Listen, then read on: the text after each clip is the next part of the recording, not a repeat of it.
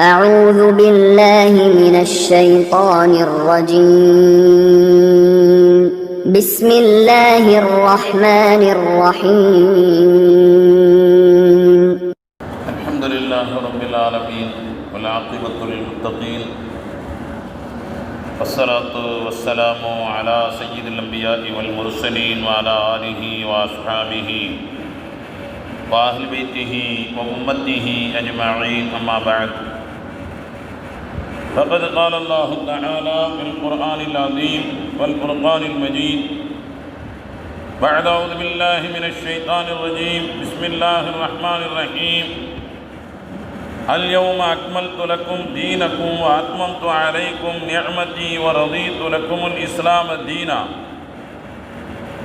فمن اضطر في مخمصة غير متجانف لإثم فإن الله غفور رحيم صدق الله العلي العظيم وقال رسول الله صلى الله عليه وسلم حياتي خير لكم ومماتي خير لكم أو كما قال رسول الله صلى الله عليه وسلم صدق الله العلي العظيم وصدق رسوله النبي الكريم ونحن على ذلك من الشاهدين والشاكرين والحمد لله رب العالمين يا رب بالمصطفى بلغ مقاصدنا واسمح لنا ما مضى واغفر لنا ما مضى يا واسع الكرم رب اشرح لي صدري ويسر لي أمري واحلل عقدة من لساني يفقهوا قولي ربي يسر ولا تعسر وتمم بالخير والسعادة برحمتك يا أرحم الراحمين والحمد لله رب العالمين.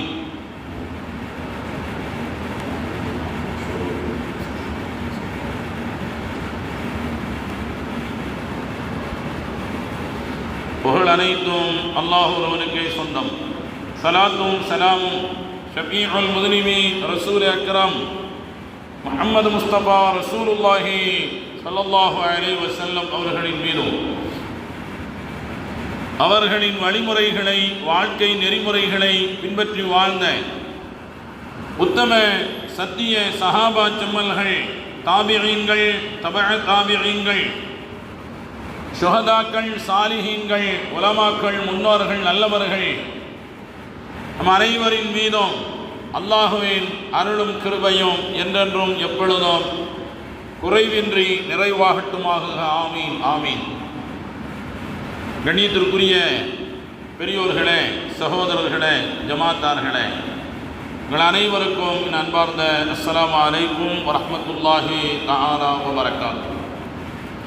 அருள் நிறைந்த பரக்கத் மிகுந்த இந்த ஜும்மாவுடைய நாளில் இறைவனின் பேரருளையும் மலக்குமார்களின் துவாக்களையும் மன அமைதியையும் பெற்றுத்தரக்கூடிய இறையில்லமாம் பள்ளிவாசலில் நம் அனைவரையும் அல்லாஹ் ஒன்று சேர்த்ததை போன்று நாளை மறுமையிலும் இன்ஷா அல்லாஹ் பாவங்களெல்லாம் மன்னிக்கப்பட்டவர்களாக, நரகத்தை விட்டும் பாதுகாக்கப்பட்டவர்களாக, உயர்ந்த சொர்க்கமாம் ஜன்னத்துல் ஃபிர்தௌஸில் அல்லாஹ் நம் அனைவரையும் ஒன்று சேர்த்து நல்லருள் புரிவானாக. ஆமீன் என்ற துவாவோடு இந்த வார ஜும்மாவின் தலைப்பாக நிறைவாழ்வு பெற்ற பெருமானார் ஸல்லல்லாஹு அலைஹி வஸல்லம் என்ற தலைப்பின் கீழ் ஒரு சில செய்திகளை உங்களோடு நான் பகிர்ந்து கொள்ள ஆசைப்படுகிறேன். கண்ணியத்திற்குரியவர்களே, இந்த உலகத்தில் வாழுகின்ற அல்லது வாழ்ந்து முடித்த இனிமேல் வாழப்போகின்ற யாராக இருந்தாலும், மனிதர்களாக இருந்தால், அவர்கள் எல்லோரும் நிறைவான வாழ்வை நிறைவு செய்துவிட்டுத்தான் சென்றார்கள் என்று யாருக்கும் நாம் நற்சான்றிதழ் வழங்கிவிட முடியாது. அவரவர்களுடைய வாழ்வில் சில கருப்பு பக்கங்கள் இருக்கும். இன்னும் சொல்ல போனால் சில மனிதர்கள் இப்படியே சொல்லுவார்கள், என் வாழ்வில் சில பக்கங்களை நானே நினைத்து பார்க்க மாட்டேன், அவ்வளவு கொடுமையானது, ரொம்ப கடுமையானது என்றெல்லாம் அவர்கள் புலம்புகின்ற காட்சியை நாம் பார்த்திருக்கிறோம். அது எவ்வளோ பெரிய அரசியல் தலைவர்களாக இருக்கட்டும், பொருளாதார மாமேதைகளாக இருக்கட்டும், சமுதாயத்தை நல்வழிப்படுத்திய ஆன்மீக பெரியவர்களாக இருக்கட்டும், எல்லோருக்கும் இந்த மனக்குறை உண்டு. ஏன் இன்னும் சொல்ல போனால் மக்களே இப்படி நினைப்பார்கள். சில முக்கியமான தலைவர்களை அவர் இறந்து போய்விட்டார், இன்னும் 10 ஆண்டுகள் அவர் இருந்திருந்தால் இன்னும் நன்றாக இருந்திருக்கும், அவர் இன்னும் பல சாதனைகளை செய்திருப்பார், இதெல்லாம் அவருடைய வாழ்நாளில் நடந்திருக்கும் என்றெல்லாம் சொல்லுகின்ற காட்சியை நாம் பார்க்கிறோம். கண்ணியத்திற்குரியவர்களே, அதே நேரத்தில் அருமை நாயகம் ரசூலுல்லாஹி ஸல்லல்லாஹு அலைஹி வஸல்லம் அவர்களை பொறுத்த வரையில் எந்த லட்சியங்களை கொடுத்து பெருமானார் ஸல்லல்லாஹு அலைஹி வஸல்லம் அவர்களை அல்லாஹ் அனுப்பினானோ அந்த லட்சியங்களை அவர்கள் முழுமையாக நிறைவு செய்தவர்களாக, எதிலும் மிச்சம் வைக்காதவர்களாக, குறை வைக்காதவர்களாக எல்லாவற்றையும் நிறைவு செய்துவிட்டு மக்களிடத்திலே ஒப்படைத்து அதற்குரிய நற்சான்றிதழையும் பெற்றுக்கொண்டு அல்லாஹுவையும் சாட்சியாக வைத்துவிட்டு தான் இந்த உலகத்திலிருந்து மறைந்திருக்கிறார். இப்படி ஒரு தலைவரை வரலாறு இதுவரை கண்டதில்லை, இனிமேலும் காணப்போவதில்லை. புனிதமிக்க ரபியுல் அவ்வல் மாதம் என்பது மாணவி ஸல்லல்லாஹு அலைஹி வஸல்லம் அவர்கள் இந்த உலகத்திற்கு வந்துதித்த மாதம் என்பதை நாம் மனதிலே கொண்டிருக்கிறோம். பெருமானார் ஸல்லல்லாஹு அலைஹி வஸல்லம் அவர்களை பற்றி நாம் சரியாக புரிந்து கொள்ளவில்லை என்றுதான் நான் ஆரம்பத்தில் என்னுடைய கருத்தை எடுத்துரைக்கிறேன். காரணம் என்னவென்றால், நாம் இன்னும் அல்லாஹுவை பற்றியே சரியாக புரிந்து கொள்ளவில்லை. அல்லாஹ் ரொம்ப அழகாக சொல்லுவான், வமா கதருல்லாஹ ஹக்க கதரிஹி, அவர்கள் அல்லாஹுவை எந்த அளவிற்கு மிகச்சரியாக கணிக்க வேண்டுமோ, புரிந்து கொள்ள வேண்டுமோ, அந்த அளவிற்கு மிகச்சரியாக அல்லாஹுவை அவர்கள் புரிந்து கொள்ளவில்லை என்று அல்லாஹ் ஆதங்கப்படுகிறான் குர்ஆன் ஷரீஃப். நாம் அல்லாஹுவை பற்றி சரியாக புரிந்து கொள்ளவில்லை. மாற்று மத சகோதரர்களில் எத்தனையோ அறிவாளிகள், தத்துவ மேதைகள், எத்தனையோ நல்ல படிப்பாளிகள், அவர்கள் அல்லாஹுவை புரிந்து வைத்திருக்கின்ற அளவிற்கு முஸ்லிம்களாகிய நாம் நிறைய பேர் அல்லாஹுவை புரிந்து வைத்திருக்கவில்லை. அல்லாஹுவையே நாம் புரியவில்லை என்கிற பொழுது மனிதர்களில் ஆகச் சிறந்தவரான அருமை நாயகம் ரசூலுல்லாஹி ஸல்லல்லாஹு அலைஹி வஸல்லம் அவர்களை நாம் எப்படி முழுமையாக புரிந்திருக்க முடியும்? நபி ஸல்லல்லாஹு அலைஹி வஸல்லம் அவர்களை ஒருவர் முழுமையாக புரிந்து கொண்டால் அவர்கள் பெருமானார் ஸல்லல்லாஹு அலைஹி வஸல்லம் அவர்களின் மீது இயற்கையான அன்பு ஏற்படுவதை யாராலும் தடுக்க முடியாது. கண்ணியத்திற்குரியவர்களே, நன்றாக நாம் ஒரு செய்தியை புரிந்து கொள்ள வேண்டும். பெருமானார் ஸல்லல்லாஹு அலைஹி வஸல்லம் அவர்கள் ஒரு ஹதீஸிலே இப்படி சொன்னார்கள், லா யூமினு அஹதுக்கும் ஹத்தா அகூன அஹப்ப இலைஹி மின் வாலிதிஹி வ வலதிஹி வன்னாஸி அஜ்மஈன். உங்களில் ஒவ்வொருவரும், நீங்கள் யாராக வேண்டுமானாலும் இருக்கலாம், உங்களில் ஒவ்வொருவரும் தன்னை பெற்றெடுத்து வளர்த்த ஆளாக்கிய பெற்றோர்களை விடவும், தான் பெற்றெடுத்து தோளிலும் மார்பிலும் போட்டு வளர்த்து அந்த பிள்ளைகளுக்காக வேண்டிய தங்களை முழுவதுமாக அர்ப்பணித்துக் கொண்டிருக்கிறோமே, அந்த பிள்ளைகளை விடவும் இன்னும் யாரெல்லாம் உங்களுக்கு நெருக்கமானவர்களாக இருக்கிறார்களோ, வன்னாசி அஜ்மஈன், எல்லா மக்களை விடவும் நான் உங்களுக்கு ஆக பிரியமானவர்களாக மாறாத வரை உங்களில் யாரும் முழுமையான மூமினாக ஆக முடியாது என்று நபி ஸல்லல்லாஹு அலைஹி வஸல்லம் அவர்கள் சொன்னார். இது ஹதீஸ். நாம் நம்முடைய பிள்ளைகளை விடவும், நம்முடைய பெற்றோர்களை விடவும், எல்லா மக்களை விடவும் நபி ஸல்லல்லாஹு அலைஹி வஸல்லம் அவர்களை அதிகமாக நேசிக்க வேண்டும். அல்லாஹ் குர்ஆன் ஷரீஃபில் ஒரு வசனத்தில் சொல்கிறான், அன்-நபிய்யு அவுலா பில் முஃமினீன் மின் அன்ஃபுஸிஹிம். நபி ஸல்லல்லாஹு அலைஹி வஸல்லம் அவர்கள் ஒட்டுமொத்த உலக மூமின்கள் அனைவருக்கும் தங்கள் உயிர்களை விடவும் மிக முக்கியமானவர்களாக இருக்க வேண்டும் என்று அல்லாஹ் சொல்கிறான்.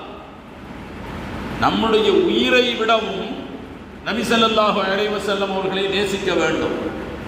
அப்படி இருந்தால்தான் நாம் முழுமையான மூமின்களாக ஆக முடியும். உமர் ரலியல்லாஹு தஆலா அன்ஹு அவர்கள் நபி ஸல்லல்லாஹு அலைஹி வஸல்லம் அவர்களிடத்தில் வந்து நின்றார்கள். யா ரசூலல்லாஹ், இன்னி உஹிப்புக ஹுப்பன் ஷதீதா பஅத ரூஹி பஅத ஹயாத்தி என்று சொன்னார். அல்லாஹ்வின் தூதர் அவர்களே, நான் இந்த உலகத்தில் என் உயிருக்கு அடுத்தபடியாக உங்களையே நான் அதிகமாக நேசிக்கிறேன். என் உயிருக்கு அடுத்தபடியாக உங்களையே நான் ரொம்ப நேசிக்கிறேன், ரொம்ப பிரியம் கொள்கிறேன். நபி ஸல்லல்லாஹு அலைஹி வஸல்லம் அவர்கள் அவரை பார்த்து சொன்னார்கள், அன்சப்த, பாதி ஈமானை நீங்கள் நிறைவு செய்திருக்கிறீர்கள் என்று சொன்னார்கள். அடுத்த வினாடி உமர் ரலியல்லாஹு தஆலா அன்ஹு, யா ரசூலல்லாஹ், இன்னி உஹிப்புக ஹுப்பன் ஷதீதன் மின் நஃப்ஸி. அல்லாஹ்வின் தூதர் அவர்களே, நான் என் உயிரை விடவும் அதிகமாக உங்களையே நேசிக்கிறேன். குர்ஆன் சொல்வதை போன்று நபி ஸல்லல்லாஹு அலைஹி வஸல்லம் அவரை மீண்டும் பார்த்து சொன்னார்கள், அல் ஆன அக்மல்த, இப்பொழுதுதான் நீங்கள் முழுமையை அடைந்திருக்கிறீர்கள், முழுமையான மூமின்களாக ஆகியிருக்கிறீர்கள் என்று சொன்னார்கள். நான் இந்த இடத்தில் உங்களிடத்தில் ஒரு செய்தியை அவரவர்கள் மனசாட்சியிடம் கேட்டு பாருங்கள்.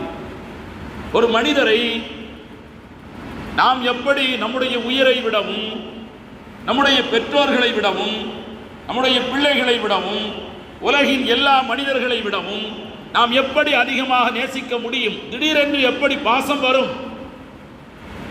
பெற்றோர்களின் மீது பாசம் வரும். அவர்கள்தான் நம்மை பெற்றெடுத்தார்கள், நம்மை வளர்த்தார்கள். சிறு வயதிலிருந்து அவர்களோடு நம்முடைய வாழ்க்கை பயணமாகிறது. நமக்காக வேண்டி அவர்கள் பட்ட சிரமங்கள், செய்த தியாகங்கள் எல்லாம் நேரிலே நாம் பார்த்திருக்கிறோம், அனுபவித்திருக்கிறோம். அதனால் அவர்கள் மீது நமக்கு பிரியம் வரும். இரண்டாவது, நம்முடைய பிள்ளைகளை பொறுத்தவரையில் நாம் பெற்றெடுத்தோம். ஒவ்வொரு நிமிடமும் அவர்களை கண்காணித்தோம், வளர்த்தோம். அவர்கள் நன்றாக இருக்க வேண்டும் என்பதற்காக வேண்டியே நம்மை நாம் அழித்துக் கொள்கிறோம். அவர்கள் மீது நமக்கு பிரியம் வரும். இது உலகத்தில் எல்லோருக்கும் இருக்கக்கூடியது. இதற்கு அரபியிலே ஹுப்பை தபஇ என்று சொல்வார்கள், இயற்கையான பிரியம்.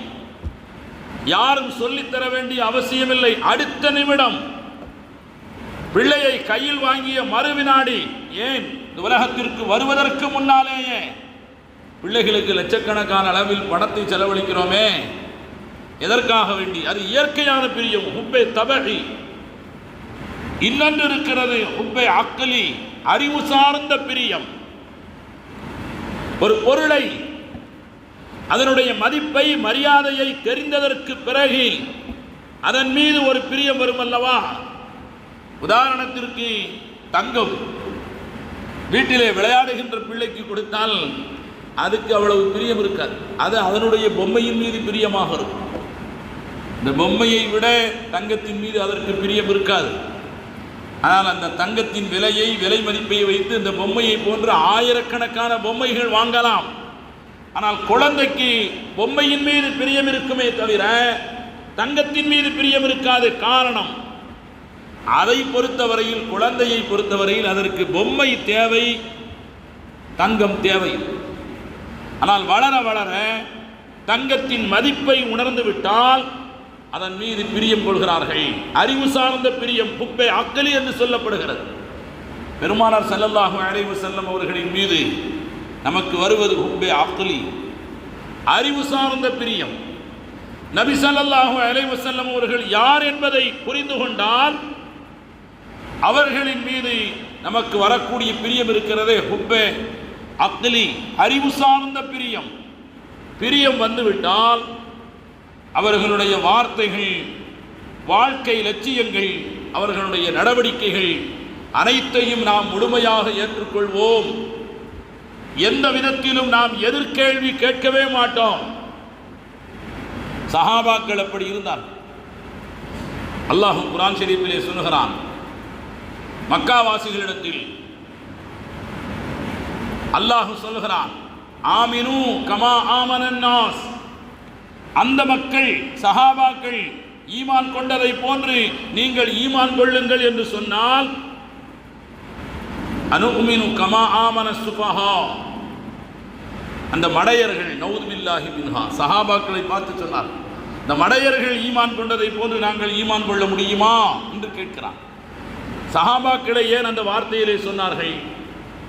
சஹாபாக்கள் ரசூலுல்லாஹ்வுடைய வாயிலிருந்து ஒரு வார்த்தை வந்துவிட்டால் அதை ஆராய்ச்சி செய்ய மாட்டார்கள்.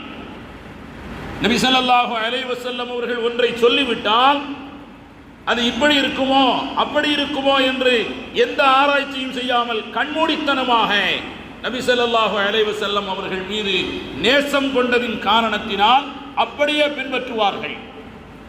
வரலாற்றிலே ஒரு 2 நிகழ்ச்சியை மட்டும் நான் சொல்லுகிறேன். ஒரு நிறைந்த ஜும்மாவுடைய நேரம், நபி ஸல்லல்லாஹு அலைஹி வஸல்லம் அவர்கள் பிரசங்கம் செய்து கொண்டிருக்கிறார்கள். பள்ளியினுடைய நடுவிலே ஒரு சஹாபி நின்று கொண்டிருக்கிறார். பிரசங்கம் செய்கின்ற பெருமானார் ஸல்லல்லாஹு அலைஹி வஸல்லம் அவர்களுக்கு அது சற்று இடைஞ்சலாக இருக்கிறது. அவரை பார்த்து பெருமானார் ஸல்லல்லாஹு அலைஹி வஸல்லம் இஜ்லிஸ், உட்காரு என்று சொன்னார்கள். பள்ளிக்கு நடுவிலே நின்று கொண்டிருக்கின்றவரை பார்த்து உட்காரு என்று சொன்னார்கள். ஆனால் இந்த வார்த்தை பள்ளியினுடைய வாசலிலே வந்து கொண்டிருந்த அப்துல்லாஹ் இப்னு மஸ்ஊத் ரலியல்லாஹு தஆலா ஹதீஸ் கலையில் ஆகப்பெரிய தேர்ச்சி பெற்ற இந்த சமுதாயத்திற்கு ஏராளமான ஹதீஸுகளை நபியிடமிருந்து வாரி வழங்கிய அப்துல்லாஹ் இப்னு மஸ்ஊத் ரலியல்லாஹு தஆலா அவர்களுடைய காதிலே அந்த வார்த்தை விழுந்து விட்டது. செருப்புக்களை கலக்குகின்ற இடம் இஜ்லிஸ் என்று இவரை பார்த்து சொன்ன வார்த்தை வாசலிலே வந்து கொண்டிருந்த அப்துல்லாஹ் இப்னு மஸ்ஊத் காதிலே விழுந்தது. ஃபஜலஸ ஹுனாக, அவர் அங்கேயே அமர்ந்து விட்டார். அதுதான் பிரியம் என்று அவர் இப்படி நினைக்கவில்லை. யாரை பார்த்து சொன்னாங்க? நம்மளை சொன்னாங்களா? உள்ளே இருக்கிற வேற யாரையும் சொன்னாங்களா? நாம் வந்து கொண்டுதானே இருக்கிறோம், இங்கே எப்படி உட்கார முடியும்? பெருமானார் ஸல்லல்லாஹு அலைஹி வஸல்லம் அவர்கள் மீது அவர்கள் கொண்ட கண்மூடித்தனமான அந்த பிரியம், அது ஹுப்பை ஆக்லி. அது நாள் செல்ல செல்ல ஹுப்பை தபஇயை விடவும், பிள்ளைகளை விடவும், பெற்றோர்களை விடவும், ஏன் தங்களுடைய உயிரை விடவும் பிரியமாக ஹுப்பை அக்லி என்பது நாள் செல்ல செல்ல ஹுப்பை தபஇ என்று சொல்லப்படுகின்ற இயற்கையான பிரியத்தை விட அது மிகைத்திருந்தது. அந்த அளவிற்கு பெருமானாரின் வாழ்க்கை மனநிறைவான வாழ்க்கையாக இருந்தது. என்னென்ன லட்சியங்களை இந்த உலகத்திற்கு கொண்டு வந்தார்களோ எல்லாவற்றையும் நிறைவேற்றி காட்டினார். அவர்கள் வருகின்ற பொழுது அரபுலகத்தின் எந்த பகுதியிலும் மது இல்லாத பகுதியே இல்லை. மது என்பது அவர்களுடைய வாழ்வின் பிரிக்க முடியாத ஒரு அங்கமாக இருந்தது. ஆறாக ஓடிக்கொண்டிருந்தது. ஒரு சொட்டு மது இல்லாத உலகமாக ஜஸீரத்துல் அரபை, அரபு தீபகற்பத்தை மாற்றி காட்டினார்கள். விபச்சாரம் என்பது அவர்களிடத்தில் அது ஒரு குற்றமில்லை என்பது மட்டுமல்ல, வாழ்வின் ஒரு அங்கமாக இருந்தது. நபி ஸல்லல்லாஹு அலைஹி வஸல்லம் அவர்கள் வருகின்ற பொழுது, ஆனால் நபி ஸல்லல்லாஹு அலைஹி வஸல்லம் அவர்கள் வஃபாத்தாகின்ற பொழுது எப்படிப்பட்ட ஒரு தோழர்களை எல்லாம் உருவாக்கி இருந்தார்கள் தெரியுமா? கணுக்கால் தாண்டி தன்னுடைய ஆடை உயர்வதை கூட விரும்பாத, மிக பெரும் ஒப்பு உயர்வு இல்லாத, ஒப்பில்லாத ஒரு ஒழுக்கமான மேதைகளை உருவாக்கிவிட்டு நிறைவாழ்வு வாழ்ந்துவிட்டு பெருமானார் ஸல்லல்லாஹு அலைஹி வஸல்லம் அவர்கள் சென்றார். உலகத்தில் வாழ்ந்து மறைந்தவர்கள் மக்களின் மதிப்பிற்குரியவர்கள் நன்றாக புரிந்து கொள்ள வேண்டும். தங்களுக்கென்று ஒரு மதிப்பை உருவாக்கி கொள்ள வேண்டும். அந்த மதிப்பு உருவானதற்கு பிறகு அதை மரணிக்கின்ற வரை அதை தக்க வைப்பதற்கு அவர்கள் போராட வேண்டும். ஏதாவது ஒரு இடத்தில் சருகிவிட்டால் அதல பாதாளத்திற்கு போய்விடுவார்கள். அதுவரை கொண்டாடியவர்கள் அவர்களை திட்டி தீர்த்து விடுவார்கள். அவர்களுடைய எத்தனை மனிதர்கள் அப்படி இருந்திருக்கிறார்கள். ஆனால் வாழ்வில் சந்திக்காத விமர்சனங்களை எல்லாம் சந்தித்த நபி ஸல்லல்லாஹு அலைஹி வஸல்லம் அவர்கள் உலக மூமின்களின் மனதில் அணு அளவு கூட அவர்களின் மீது உள்ள பாசமோ மரியாதையோ குறையவில்லை என்பதை நாம் புரிந்து கொள்ள வேண்டும். அதற்காக வேண்டி விமர்சனங்களை சந்திக்காதவர்கள் அல்ல, நெருக்கடிகளை சந்திக்காதவர்கள் அல்ல. நிறைய நெருக்கடிகளை அவர்கள் சந்தித்திருக்கிறார்கள். நிறைய விமர்சனங்களை, சமூக கொடுமைகளை சந்தித்திருக்கிறார்கள். எவ்வளவு பெரிய தலைவர், லட்சக்கணக்கான தோழர்கள் அவர் உத்தரவிட்டால் அவர்கள் செயலாற்றுவதற்கு தயாராக இருக்கிறார்கள். அப்படிப்பட்ட ஒரு தலைவரின் மீது ஒரு கனிமத் பொருட்கள் பங்கு வைக்கப்படுகின்ற இடத்தில் யமன் நாட்டினுடைய போர்வை ஒன்று இருக்கிறது. அதை எடுத்து பார்க்கிறார்கள். அதில் கோடு கோடாக போடப்பட்டிருக்கிறது, ரொம்ப அழகாக இருக்கிறது. அது ஒரு நிமிஷம் எல்லா மனிதர்களுக்குள்ள இயல்பு. ஒரு ஆடை ரொம்ப அழகாக இருக்கிறது என்று சொன்னால் கடையிலே எடுத்து பார்ப்பார்கள், விலை அதிகமாக இருக்கலாம் அல்லது இப்பொழுது தேவையற்றதாக இருக்கலாம், விட்டு விட்டு போவார். இந்த எடுத்து பார்த்த பெருமானார் ஸல்லல்லாஹு அலைஹி வஸல்லம் மா அஹ்ஸன ஹாதா, இது ரொம்ப அழகாக இருக்கிறது என்று சொல்லிவிட்டு வைத்து விட்டு போய்விட்டார். திரும்ப கனிமத் பொருளை பங்கு வைக்கின்ற பொழுது அந்த போர்வையை காணவில்லை. ஒரு நயவஞ்சகர் இப்படி சொன்னான், அவருக்குத்தான் இதனுடைய அழகு ஆச்சரியத்தை ஏற்படுத்தியது, அவரே எடுத்திருப்பார். துணிந்து நிறைந்த சபையில ஒரு போர்வைக்காக வேண்டி ஒரு பெருந்தலைவரின் மீது ஒரு குற்றச்சாட்டு வைக்கப்பட்டது. எப்படிப்பட்ட தலைவர்? அல்லாஹ் சொல்லுகிறான், எந்த போர் நடந்தாலும் அதில் 1/5 அவருக்கு சொந்தம். பாலமு அன்னமா கனிம்தும் மின் ஷைஇன் ஃபஅன்ன லில்லாஹி ஹும்ஸஹு, நீங்கள் கனிமத் பொருட்களாக எதையெல்லாம் கொண்டு வருகிறீர்களோ, போர்க்களத்திற்கு அவர் வந்தாலும் சரி வராவிட்டாலும் சரி, அதில் 1/5 அவருக்கு சொந்தம் என்று அல்லாஹ் சொல்லுகிறான். 1/5 அந்த போர்வை மட்டுமல்ல, அங்கிருக்கின்ற எந்த பொருளை வேண்டுமானாலும் நபி தேர்ந்தெடுக்கலாம்.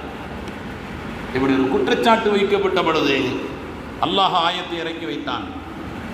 மாகான் அலி நபியின் ஐயகுல்ல, அல்லாஹ்வின் தூதர் ஸல்லல்லாஹு அலைஹி வஸல்லம் அவர்களுக்கு கொள்ளையடிக்க வேண்டிய, திருட வேண்டிய, அபகரிக்க வேண்டிய அவசியமில்லை.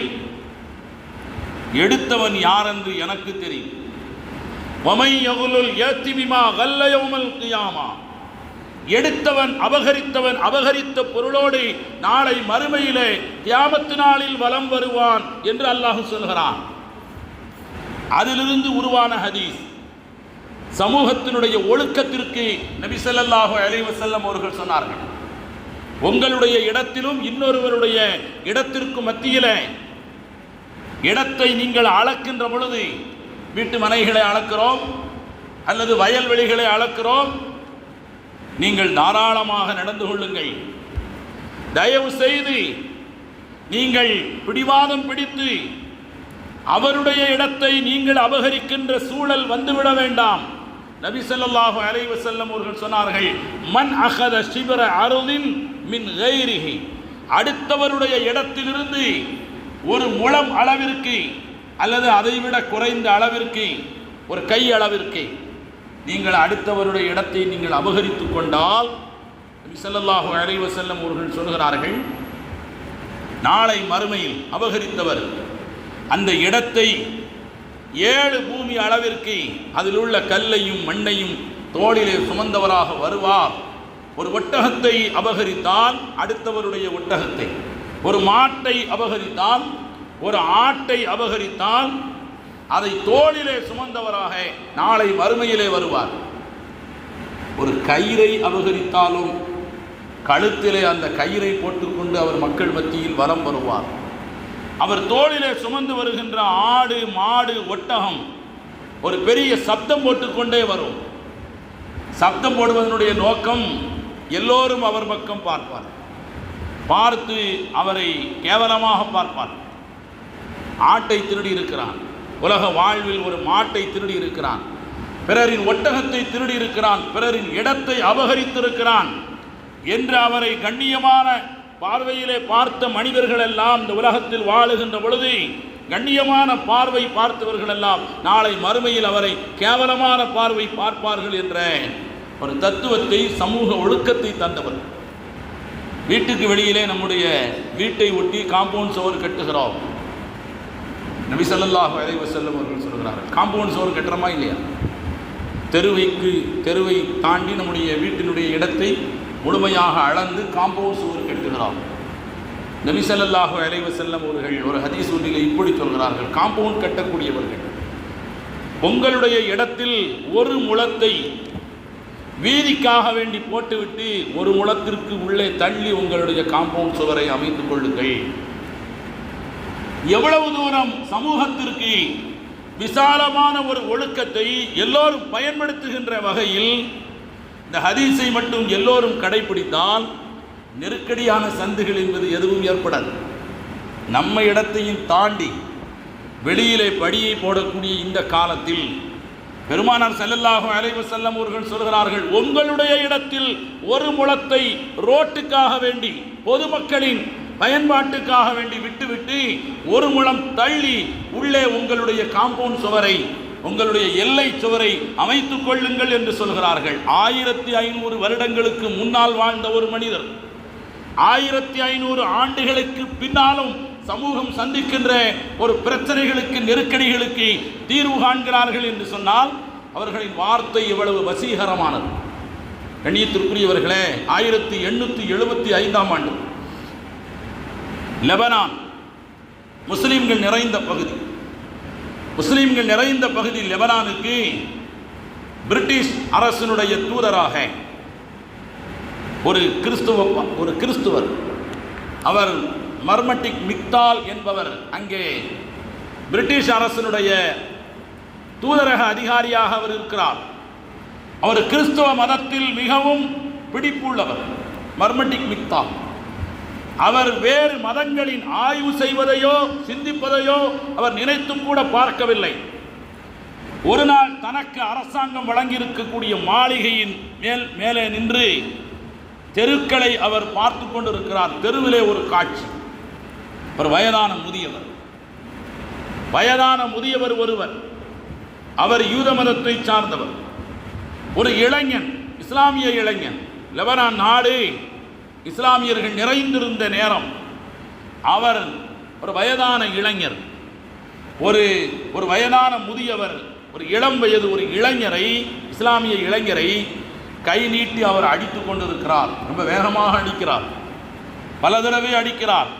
அந்த இளைஞன் குனிந்து பணிந்து அடிகளை வாங்கி கொண்டிருக்கிறான். இது ஒரு வித்தியாசமான காட்சி. இளைஞர் அடிக்கவில்லை, இளைஞர் அடி வாங்கி கொண்டிருக்கிறார்.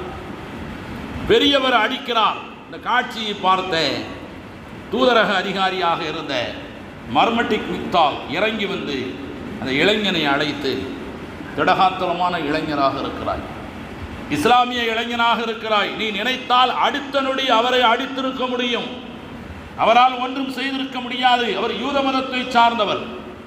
நீ பெரும்பாலான முஸ்லிம்கள் உன்னை சுற்றி வசிக்கக்கூடிய இந்த பகுதியிலே கைகட்டி ஏன் அடி வாங்குகிறாய்? இவன் சொன்னான், அவர் எனக்கு கடன் கொடுத்திருக்கிறார், கொஞ்சம் பணம் காசு கடன் பெற்றிருக்கிறேன். அவர் கடன் கொடுத்தவர், நான் கடன் வாங்கியவன். அதனால் தவணை தாண்டியதின் காரணத்தினால் பொறுக்க முடியாத அவர் அடிக்கிறார், நான் பொறுத்து கொண்டிருக்கிறேன். மர்மட்டிக் மிக்தால் மீண்டும் கேட்கிறார், அது சரி, கடனுக்காக வேண்டி இப்படி அடி வாங்கணுமா என்று கேட்கிற பொழுது இந்த இளைஞன் பதில் சொல்லுகிறான், என்னை விட 1000 மடங்கு உயர்வான எங்களுடைய நாயகம் ரசூலுல்லாஹி ஸல்லல்லாஹு அலைஹி வஸல்லம் மஸ்ஜித் நபவியிலே ஒரு வருடத்தில் கடன் பெற்றதின் காரணத்தினால் ஒரு யூதன் ஒருவன் கழுத்திலே துண்டை போட்டு இழுக்கிறான். அந்த கழுத்தினுடைய இந்த துண்டினுடைய ஓரப்பகுதி பெருமானாரின் கழுத்திலே ஒரு காயத்தை ஏற்படுத்தியது. பாய்ந்து வந்த தோழர்களை தடுத்து நிறுத்தி, உங்களுக்கு என் மீது பிரியம் இருந்தால், உண்மையிலே நான் அடி வாங்கிறது உங்களுக்கு அவமானமாக இருந்தால், உங்களுக்கு உண்மையிலே அதுதான் கேவலம் என்று இருந்தால், ரசூலுல்லாஹ் அடி வாங்குவதை எப்படி பொறுத்துக் கொள்வது என்கிற ரோஷம் இருந்தால், உண்மையிலே அப்படி இருந்தால் அதுக்கு செய்ய வேண்டியது அவரை அடிக்கிறதல்ல, என் கடனை தீர்ப்பதற்கு வேண்டுமானால் நீங்கள் உதவி செய்யலாம், அவர் அடிக்கக்கூடாது, அவர் அதற்கு உரிமை பெற்றவர் என்று பெருமானார் ஸல்லல்லாஹு அலைஹி வஸல்லம் அவர்கள் சொன்னார்கள். அதை நினைத்து பார்க்கிறேன். நான் அடுத்த வினாடி நினைத்திருந்தால் அவரை அடித்திருக்க முடியும். ஆனால் எங்கள் பெருமானார் ஸல்லல்லாஹு அலைஹி வஸல்லம் கடனை திருப்பி தருவதிலே எவ்வளவு கவனம் வேண்டும், கடன் கொடுத்தவருக்கு என்ன உரிமை இருக்கிறது என்பதை மஸ்ஜித் நபவியிலே அவர்கள் நிரூபித்து காட்டியிருக்கிறார்கள்.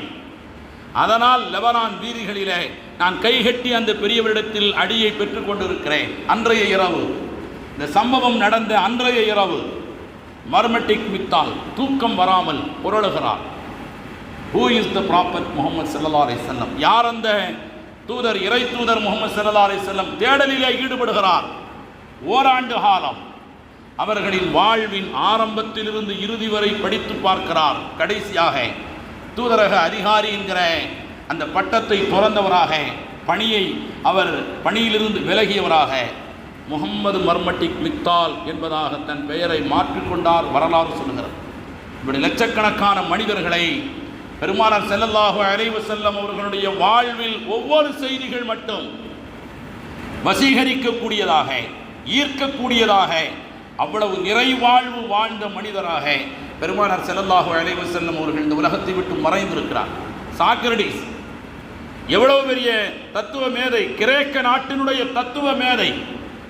சாக்ரடீஸினுடைய வசனங்களை நீங்கள் படித்து பார்த்தால் சோர்ந்து கிடக்கின்ற இளைஞர்களை, சோம்பலாயிருக்கின்ற இளைஞர்களை, நாட்டின் மீது பற்றில்லாத, பொருளாதாரத்தின் மீது பற்றில்லாத மூட நம்பிக்கைகள் கொண்ட இளைஞர்களை தட்டி எழுப்பும் விதமாக ஏதென்ஸ் நாட்டு இளைஞர்களே என்று தொடங்குகிற சாக்ரடீஸினுடைய பிரபலமான வசனம் இலக்கியவாதிகளின் நாவுகளில் விளையாடும்.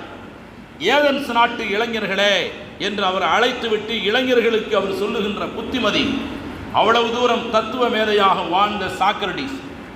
ஆனால் அவர் நஞ்சூட்டப்பட்டு, கொடிய நஞ்சூட்டப்பட்டு அவர் இறந்தார் அவருடைய எதிரிகளால்.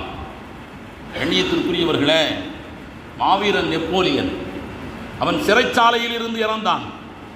ரஷ்யாவின் தத்துவ மேதை லியோ டால்ஸ்டாய் அவன் எழுதியிருக்கின்ற 12 புத்தகங்கள் உலகத்தின் பல்வேறு பல்கலைக்கழகங்களிலே இன்னும் தத்துவ மேதைகளுக்கு பாடமாக அது நடத்தப்படுகிறது. Leo Tolstoy. ஆனால் ரஷ்யாவின் பிரபலமான ஒரு பிளாட்பாரத்தில், ரயில்வேயின் பிளாட்பாரத்தில் கேட்பாரற்று இழந்து கிடந்தார். வரலாற்றில் ஆகச் சிறப்பாக வாழ்ந்த மனிதர்களின் கடைசி நேரம், சில மனிதர்களின் கடைசி நேரம் பரிதாபத்திற்குரியதாக இருந்திருக்கிறது. நாயகம் ரசூலுல்லாஹி ஸல்லல்லாஹு அலைஹி வஸல்லம் அவர்கள் தன் மரணத்தை பற்றியும் மக்களுக்கு அறிவித்தார்கள். ஒரு சில ஆண்டுகளுக்கு முன்பே அறிவிக்க தொடங்கினார்கள் என்று வரலாறு சொல்கிறது.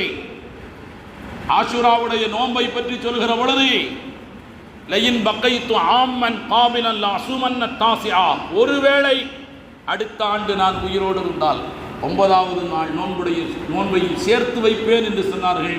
பெருமானார் ஸல்லல்லாஹு அலைஹி வஸல்லம் அறிவித்து விட்டார்கள். ஹஜ்ஜத்துல் விதாவிலே சொன்னார்கள், நிறைய விஷயங்களை உங்களுக்கு மத்தியில் சொல்ல விரும்புகிறேன். லஅல்லி லா அல்காக்கும் பஅத ஆமிஹிம் ஹாதா, அநேகமாக இந்த வருடத்திற்கு பிறகு உங்கள் எல்லோரையும் நான் சந்திக்க முடியாமல் போகலாம் என்று சொன்னார்கள். மறுவருடம் சந்திக்க முடியவில்லை, வஃபாத்தாகிவிட்டார்கள். ஒவ்வொரு வருடமும் ரமலானில் ஒரு முறை குர்ஆனை ஓதி நிறைவு செய்கின்ற பெருமானார் ஸல்லல்லாஹு அலைஹி வஸல்லம் தான் வஃபாத்தாகின்ற அந்த ரமலானுடைய காலத்தில் 2 முறை குர்ஆனை ஓதி நிறைவு செய்தார்கள் சையதுனா ஜிப்ரீல் அலைஹிஸ்ஸலாத்து வஸ்ஸலாம் அவர்களிடத்தில்.